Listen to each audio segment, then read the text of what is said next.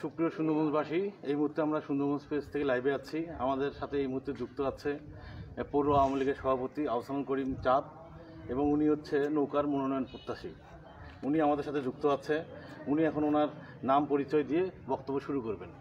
আপনার নাম পরিচয়, আপনি আপনার ব্যাকগ্রাউন্ড বলেন। সম্মানিত পৌর এলাকাবাসী, মুসলমান ভাইদেরকে সালাম, আসসালামু আলাইকুম। অন্য অন্য জাতিদেরকে আদাব। আমি আহসানুল করিম চাঁদ, পিতা মৃত ফজল উদ্দিন, মাতা আসিয়া বেগম, সুন্দরগঞ্জ পৌরসভার ৩ নং ওয়ার্ডের স্থায়ী বাসিন্দা। আমি আসন্ন পৌরসভা নির্বাচনে সুন্দরগঞ্জ পৌরসভার নৌকা মার্কার মনোনয়ন প্রত্যাশী হিসাবে বর্তমান সময়ে সুন্দরগঞ্জ পৌরসভাকে একটি মডেল এবং সুন্দর পৌরসভা গড়ার লক্ষ্যে আমি নৌকা মার্কার মনোনয়ন প্রত্যাশী হিসাবে দাবিদার। আপনার রাজনৈতিক ব্যাকগ্রাউন্ড সম্পর্কে বলুন। আপনার রাজনৈতিক ব্যাকগ্রাউন্ড। আমি মূলত আমার ছাত্র জীবন থেকে আমি রাজনীতি করি। ছাত্র জীবনে আমি বাংলাদেশ ছাত্র ইউনিয়নের রাজনীতির মধ্য দিয়ে ছাত্র রাজনীতি প্রবেশ করি। 1992 সালে সুন্দরগঞ্জ DW সরকারি কলেজের ছাত্র সংসদের এজিএস হিসেবে নির্বাচিত হই এবং বাংলাদেশ ছাত্র ইউনিয়নের সেই সময়ে 91 সালে বিএনপি ক্ষমতাসীন থাকা অবস্থায় আমি প্রথমেই তাদের ষড়যন্ত্রমূলক মামলায় শিকার হয়ে 41 দিন কারাবরণ করি। তারপর 1992 সালে আমি এইচএসসি পাশ করার পর কারমাইকেল বিশ্ববিদ্যালয় কলেজে ইসলামের ইতিহাসে BA অনার্সে ভর্তি হই।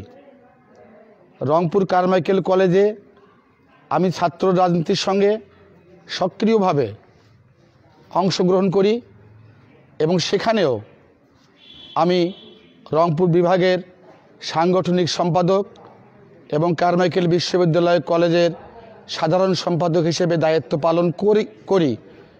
ঠিক সে সময়ও জামাত শিবিরের বিভিন্ন সময়ে ষড়যন্ত্রমূলক মামলা শিকার হই এবং বিভিন্নভাবে রাজনীতি করতে এসে তাদের হাতে আমি লাঞ্ছিত হই।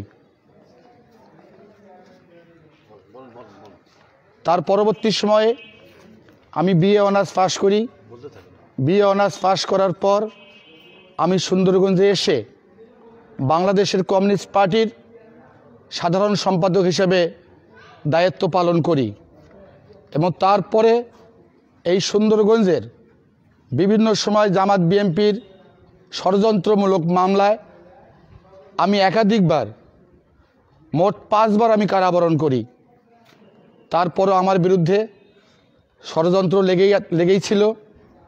বিশেষ করে সুন্দরগঞ্জের জামাত অধ্যুষিত এলাকা হওয়ার কারণে আমি যেহেতু তাদের বিরুদ্ধে সবসময় সোচ্চার ভূমিকা রেখেছিলাম, যার কারণে তারা বারবার আমার ওপর চড়াও হয়েছিল এবং বিভিন্ন সময় মামলা দিয়ে আমাকে কারাগারে পাঠিয়েছিল। আমি 2001 সালে যখন বিএনপি ক্ষমতায়, আওয়ামী লীগ বিরোধী দল, ঠিক তখনই প্রয়াত MP মঞ্জুরুল ইসলাম লিটনের হাত ধরে আমি আওয়ামী লীগে যোগদান করি এবং আওয়ামী লীগে যোগদান করেই আমি উপজেলা কমিটির দপ্তর সম্পাদক নির্বাচিত হই এবং আওয়ামী লীগ বিরোধী দল থাকা অবস্থায় দলে যোগদানের পরেও আমি সুন্দরগঞ্জে আওয়ামী লীগের একজন সক্রিয় কর্মী হিসেবে কাজ করি। তারপর 2013 সালে সুন্দরগঞ্জ পৌরসভার কাউন্সিল হয়। সেই কাউন্সিলে আমি কাউন্সিলরদের ভোটে নির্বাচিত পৌর আওয়ামী লীগের সভাপতি নির্বাচিত হই এবং রাজনীতির পাশাপাশি আমি সাংস্কৃতিক চর্চা এবং সাংস্কৃতিক সংগঠন, সামাজিক সংগঠন করে আসছি। বর্তমান সময়ে আমি পৌর আওয়ামী লীগের সভাপতি হিসাবে আমি আমার দায়িত্ব পালন করছি এবং আপনারা অবগত আছেন 2013 সালের 28শে ফেব্রুয়ারি যুদ্ধ অপরাধী দেলোয়ার হোসেন সাঈদীর রায়কে কেন্দ্র করে সারা দেশে যে তাণ্ডব চালায় জামাত শিবির, তারই অংশ হিসাবে এই সুন্দরগঞ্জে 4 জন পুলিশকে হত্যা করা হয়। অসংখ্য আওয়ামী লীগের নেতাকর্মীর ব্যবসা প্রতিষ্ঠান, বাড়িঘরে অগ্নিসংযোগ করা হয়।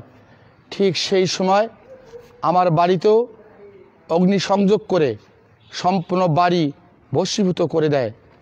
সেই সময় আমার বাড়ি পরিদর্শন করার জন্য বাংলাদেশ আওয়ামী লীগের তৎকালীন স্বাস্থ্যমন্ত্রী মরহুম মোহাম্মদ নাসিম, সাংগঠনিক সম্পাদক খালিদ মাহমুদ চৌধুরী, বর্তমান ডেপুটি স্পিকার ফজলে রাব্বি মিয়া এবং হুইপ মাহবুবারা বেগম গিনিসহ অসংখ্য কেন্দ্রীয় নেতা আমার বাড়ি পরিদর্শন করেন এবং সর্বপ্রথম আমার বাড়িতেই কোরআন শরীফ পোড়ানো হয়।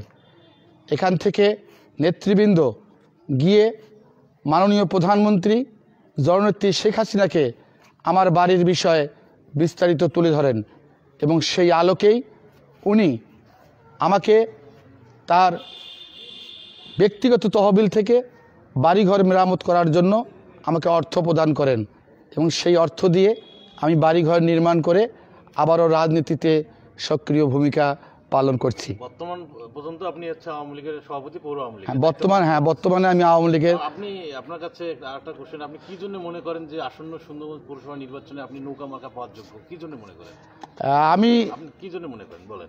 এ কারণেই যোগ্য মনে করি, যেহেতু আমি দীর্ঘদিন থেকে জননেত্রী শেখ হাসিনার আদর্শে অনুপ্রাণিত, বঙ্গবন্ধুর আদর্শে অনুপ্রাণিত হয়ে একনিষ্ঠভাবে এবং সৎভাবে, ন্যায়নিষ্ঠভাবে আমি রাজনীতি করছি এবং দলের দুঃসময়ে আমি দলের হাল ধরেছিলাম এবং দলের দুঃসময়ে একজন পরীক্ষিত আমি কর্মী, সেই দলের দুঃসময়ের পরীক্ষিত কর্মী হিসাবে আমি মনে করি এই সুন্দরগঞ্জ পৌরসভা আমি নৌকা মার্কার পাওয়ার দাবিদার এবং আমি হকদার।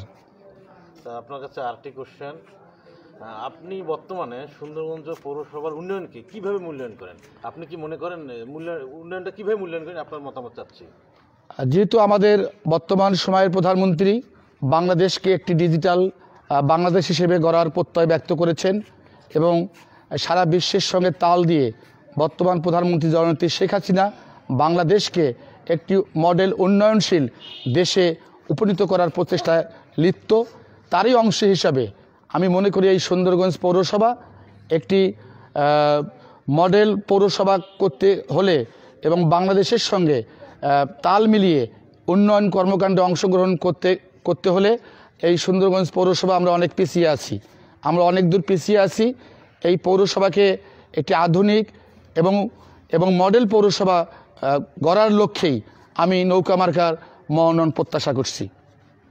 আপনার কাছে আরেকটি কোশ্চেন হচ্ছে, আপনি মেয়র নির্বাচিত হলে পৌরসভার কোন কোন বিষয়গুলো উন্নয়নে মনোযোগ দিবেন?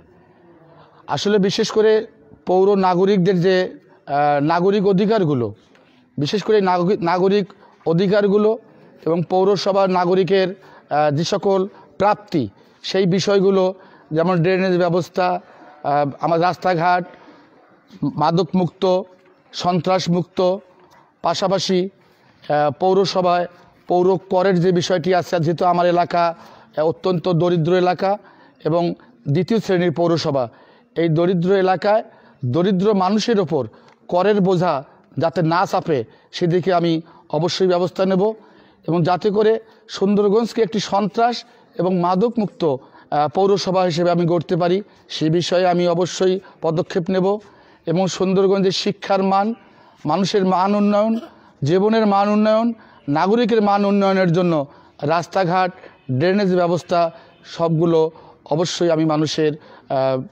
ভালোর জন্য আমি মনে করি যে এই কাজগুলো আমি করতে পারবো মেয়র নির্বাচিত হলে। ধন্যবাদ। আর আরেকটি কোশ্চেন আপনার কাছে, আপনি কি মনে করেন সুন্দরগঞ্জ পৌরসভায় আরো ব্যাপক উন্নয়ন হওয়া দরকার? হ্যাঁ, অবশ্যই অবশ্যই অবশ্যই অবশ্যই উন্নয়ন হওয়া দরকার। কি উন্নয়ন হওয়া দরকার আরেকবার যদি বলেন। যেমন আমি আগেই বলেছি যে আমাদের যে নাগরিক সেবাগুলো, এই নাগরিক সেবাগুলো আমরা পাচ্ছি না। নাগরিক সেবাগুলো আমরা সুন্দরভাবে পাচ্ছি না, আমরা বঞ্চিত হচ্ছি। রাস্তাঘাট, বঞ্চিত হচ্ছি ড্রেনেজ ব্যবস্থা, বঞ্চিত হচ্ছি কর ব্যবস্থা। আমাদের যে করের বোঝা, আমাদের নাগরিকদের যে পৌর নাগরিকদের যে আমরা কর দিচ্ছি, সেই করের বিপরীতে আমার যে নাগরিক সেবাটা, সেই সেবাটা আমরা পাচ্ছি না, সেই সেবার থেকে আমরা বঞ্চিত হচ্ছি। এই জায়গায় এই সেবার থেকে বঞ্চিত আমি মনে করি আমি মেয়র নির্বাচিত হলে এই সেবাগুলোর থেকে আমি নাগরিককে বঞ্চিত করব না। আর কি উন্নয়ন হওয়া দরকার কিছু বলেন। এখানে যেমন আমাদের যুব সমাজকে যদি আমরা মাদক থেকে দূরে সরে রাখতে চাই, তাহলে আমাদের খেলাধুলা, সাংস্কৃতিক অঙ্গন, বিভিন্ন ক্রীড়া অঙ্গন, এই বিষয়গুলোকে উন্নয়ন করতে হবে।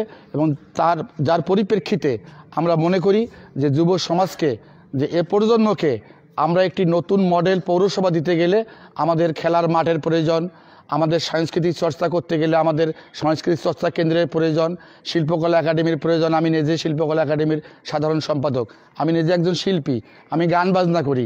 আমি অবশ্যই চাবো যে সুন্দরগঞ্জ পৌরসভাকে মোটামুটিভাবে সংস্কৃতিমনা এবং ক্রীড়াঙ্গনের দিকে উন্নয়ন বা উন্নতি করতে হবে। এই বিষয়টি অবশ্যই আমি মেয়র হলে আমার মাথায় আমি বিশেষভাবে গুরুত্ব দেব। আপনি পৌরবাসীর উদ্দেশ্যে কি বলবেন? পৌরসভা তো 9টি ওয়ার্ড নিয়ে গঠিত, আপনার জনগোষ্ঠী প্রায় ভোটার কতগুলো আপনার জানা মতে? প্রায় 12-13 হাজার। এই ভোটারদের উদ্দেশ্যে কি বলবেন? আমার ভোটারদের উদ্দেশ্যে আমার এটুকুই বলার, যেহেতু আমি ছোট থেকে রাজনীতি করি, আমার রাজনীতি এখন পেশা, রাজনীতি আমার নেশা।